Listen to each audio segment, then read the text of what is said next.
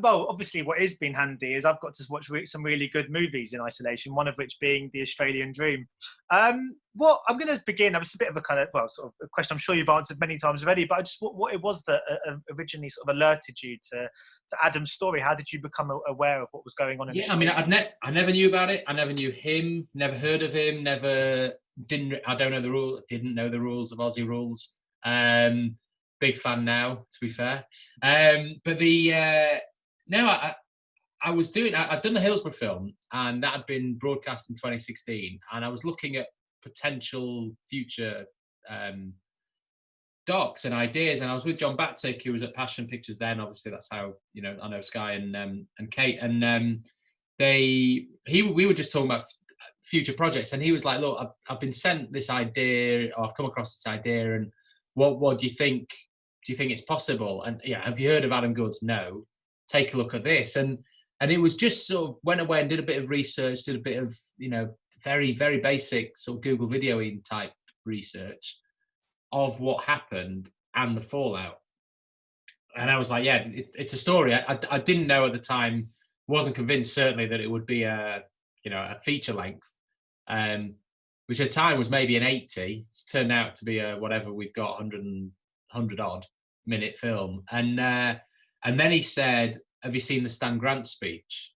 And that was a total game changer for me, because it was like, okay, I get it. If we got someone like Stan also taking you through Adam's story with the parallels of both his life and the ability of actually being able to, contextualize what happened to Adam was so rooted in the history of the country, then we've got a film. And I was going out anyway to Australia in 2017, 3 years ago, for a personal family holiday. I was taking my kids out to see my two best mates who'd emigrated there a few years back. And I arranged to meet both of them, Stan and Adam, while I was out there. And I'd already had a lot of chats on the phone with them that said to me there is a possible story. Once I met them in person, I was like, yeah, definitely. And then we were out filming. We raised the money fairly quickly for film-wise, and we were out filming in January 18. So, yeah, within 6 months of seeing them, we'd done the first of what I think was 3 lots of filming. Yeah, I just wanted to go back a moment just to quickly speak about Stan's speech. I mean, it's one of the most incredible things I've seen. I've watched it quite a few times since on kind of YouTube and stuff. I'm just going to ask, I mean, you sort of answered it already, but just when you did watch that for the first time, do you remember just being quite stirred? Because it's just so, I feel like it's something that needs to be seen by everyone, isn't it? It's it's almost like this should be part of every single person's education. It is, for me, it's up there with I Have a Dream. It's an amazing, brilliantly delivered. I've since spoken to him at length about. I was like, did you have notes, by the way? Did you? And it's no. I'd sort of written it and then went out and delivered it. And I was like, well, there's no sort of auto cue. You sometimes get the perspex. Sort of none of that. It's an incredible bit of writing, brilliantly delivered, and yeah. It's funny, I watched it it could have been yesterday in the current climate. It could have been 10 weeks ago, I don't know. But I watched it after we came back. So it's probably October, November last year. I watched it again, just randomly felt like watching it. And it still has that same impact. It really, maybe more so now, knowing all the context. And when you think it's not like it's not like the Prime Minister addressing the nation. It's just a guy in a room, with an audience that thank God, happened to be filmed. It's incredible. It really is incredible. I think it is one of those things that, on any article, there should be a little link, a hyperlink. Yeah, I agree. Watch the speech here. Yeah, we'll put that on this interview. When we put it online.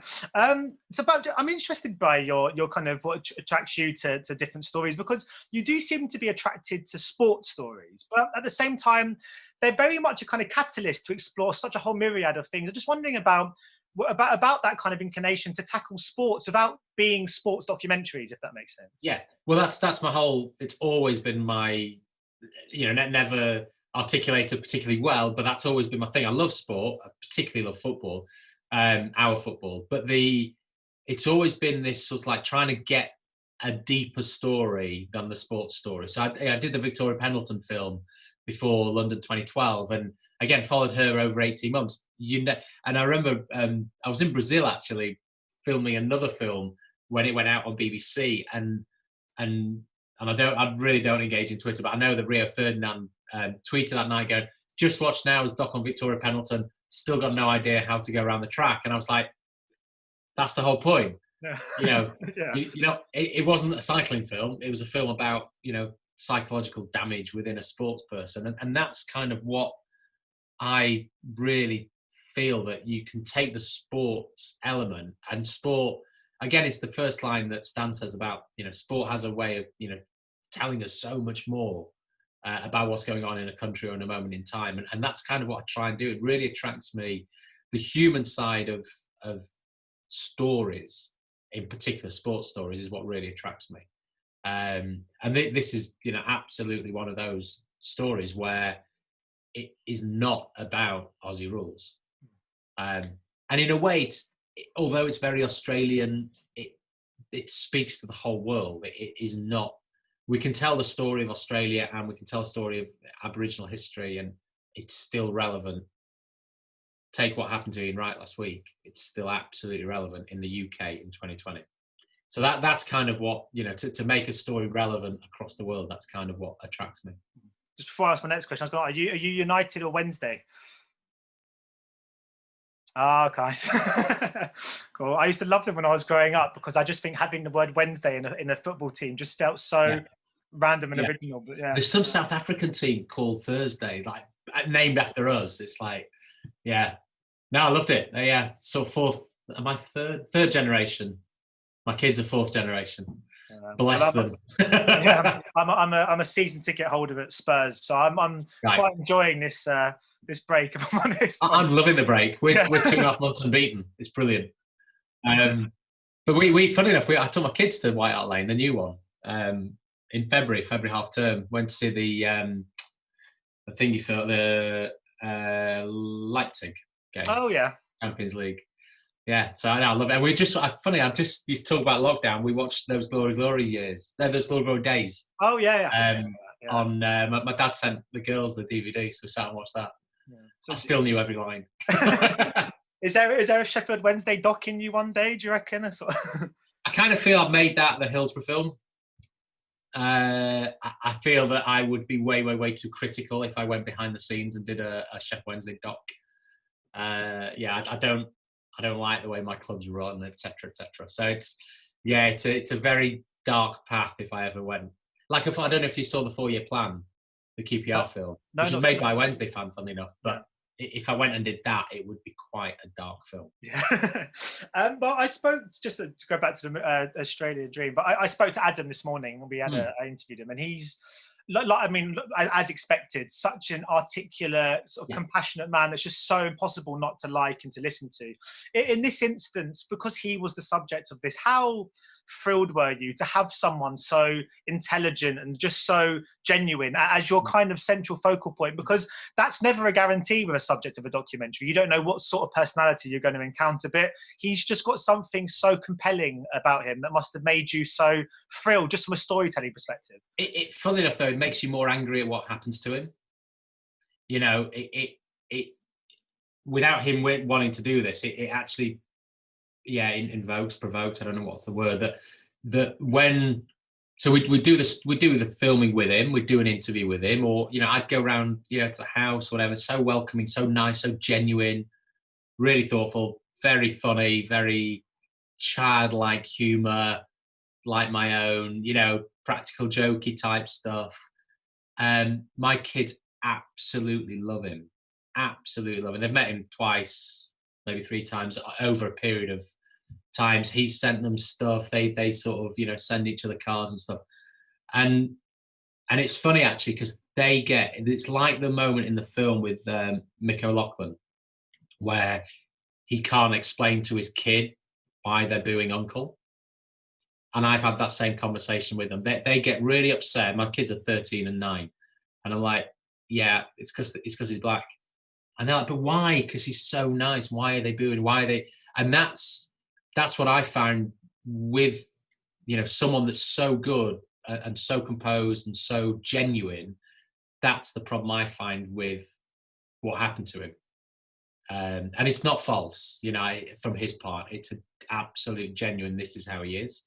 I see him around with other people. Even I caught up with him. I went over for an award ceremony in December. And I did. I made sure I did a couple, like three sessions on Bondi early morning surfing, and he sort of came down to meet me, and even having breakfast with him on Bondi, just having a chat. A couple of people come past, and obviously he's well known there because he's a resident. But a couple of people were like, "Oh, how are you doing now?" Really wanted to say how grateful we are for what you've been doing and speaking up, and then this woman just sort of burst into tears and told us the story of her. She'd been married. She was Australian, white Australian. She'd been married to an African guy. They'd split up, but she had the boy who's grown up with racism and has been mentally affected by it all and is dealing with it. And so she just suddenly opened and told the story. And he was so compassionate and sort of got her right again. And she went off, and he was like, that pretty much happens every day. Wow. Because I was just wondering about the reaction in Australia, because obviously this has done the whole sort of festival circuit back when we were allowed to travel. But is that the market? Is that the responses that you're paying most close attention to? Is that what you want? When an Australian says that it moved them, does that mean slightly more to you than hearing it from another nation? It was originally meant as a film that was set in Australia that would really, really resonate internationally. And it actually had a massive impact in Australia, which wasn't necessarily. I realised how important that was. The more we were starting to make the film, the more this needs to be told here, actually, more than anywhere. So that reaction that did really, really well at the box office. It's won loads of awards, but it got that conversation up and running again, which needed to happen.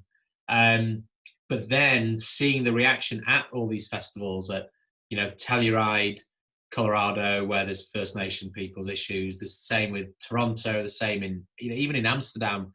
I was getting people from Amsterdam going that I see that racism every day here. London in October, London Film Festival. A couple of guys came up to me going, "That was me in Brixton."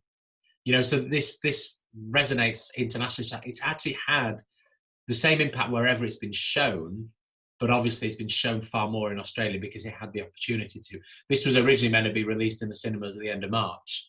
And I was that it would be, the end of March, this big conversation. It was around, there was a sort of a World Anti-Racism Day, 21st of March, but obviously with everything that happened, that kind of got wiped out news-wise. So yeah, it certainly resonates with any audience that watches it, that's for sure. So what are you hoping that this film could help to do it? Because Adam was mentioning earlier about sort of now there's been is this film being used for educational purposes? Yeah.